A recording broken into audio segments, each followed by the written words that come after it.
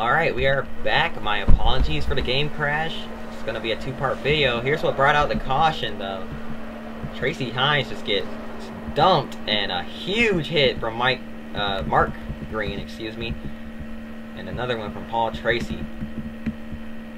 And then the pace car flying through at Mock Jesus. And then, oh my goodness, your race leader, AJ Foyt, gets a piece of that.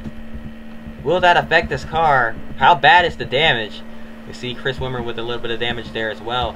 AJ Foyt, look at the right front of that car. Big time problems for your race leader. He's going to stay out.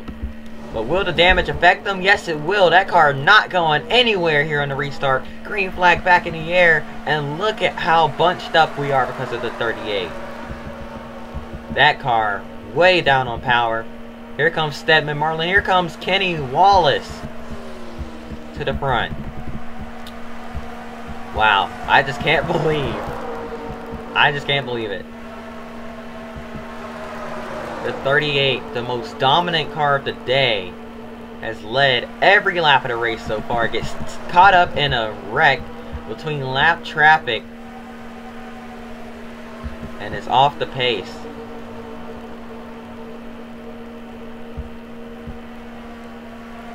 Looks like he's gotten it back up to speed now, but definitely not as fast as it was earlier. I can guarantee you that. It definitely didn't get up to speed that quickly either. So, with this being said, we're going to jump ahead to about this point right here. As the field gets checked up by lapped cars, Kenny Wallace is one of them. Can Jerry Cook work his way back up into the top 5? We're going to be watching him for sure. Here he comes to the inside. 66 doesn't have any draft, no help whatsoever. Loses all of his momentum.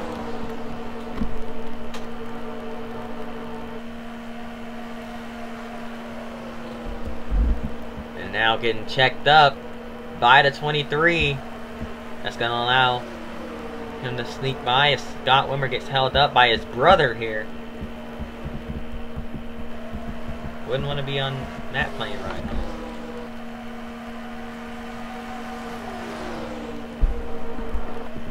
now.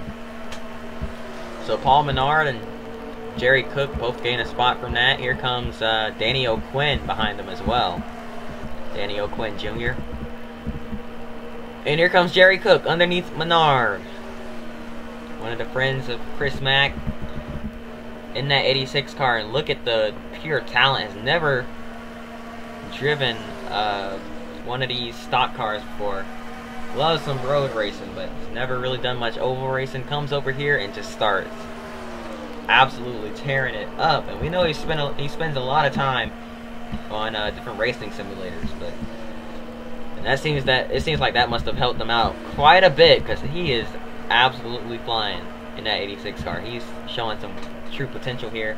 And from what we know with the introduction of the truck series next season, he will be full-time in the past series with Val Wolf moving up the trucks.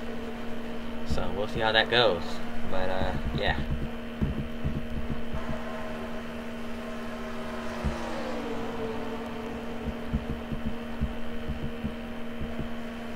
Chris Mack's Mack Motorsports moving up as well to the truck series to field the 97. But we're also having a Papyrus Racing possibility of a possibility. I can't English. We have the possibility of a Papyrus Racing. That's what's mixing me up. A Papyrus Racing entry in the truck series for select part-time starts for Chris Mack is what we're hearing. So, oh, contact! The 06 of Biffle, the 90 of Light making contact there. That could have been bad. That could have been absolutely disastrous. Here comes the the 66 by the 5. So Wimmer trying to work his way back up. Here comes the 52 as well. The 19 right there behind him. Kyle Busch trying to fight back. He's got the run on the high side here, but kind of stalls out a little bit.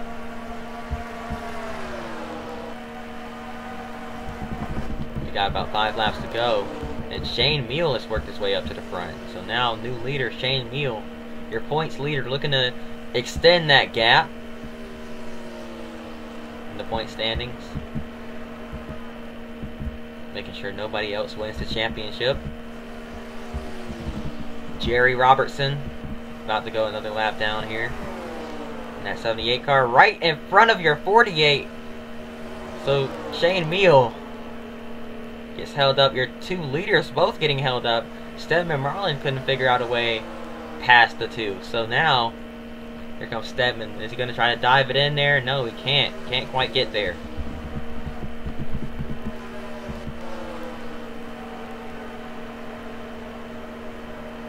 Here comes Montoya with a big run through turns 1 and 2. He's going to look underneath Kenny Wallace down the back straightaway. They are side by side. Montoya still has his nose in there. Wallace drives it in deep. He's going to clear him. Thought Montoya was going to sneak up into the podium, but he's not quite able to.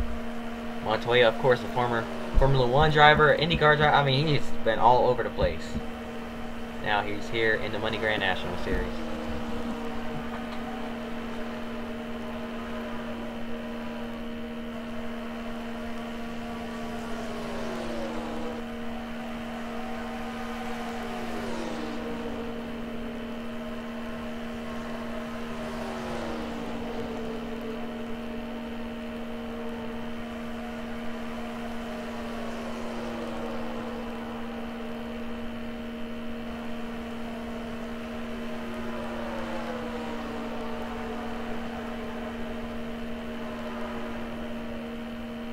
So it's the final lap here, 3 wide, close quarters back there.